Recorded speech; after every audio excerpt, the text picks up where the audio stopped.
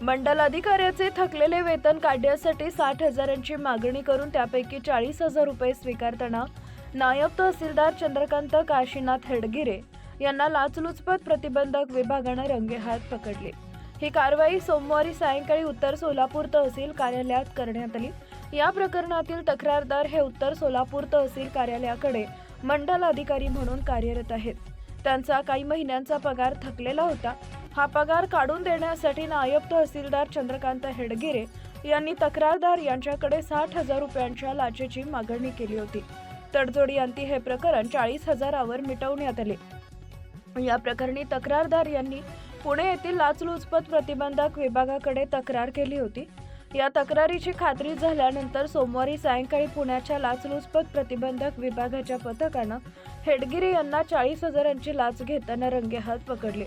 हेडगिरे यांच्यावर सदर बाजार पोलीस ठाण्यात गुन्हा दाखल करण्यात आला असून त्यांच्या राहत्या घराची झडती घेण्यात आली आहे।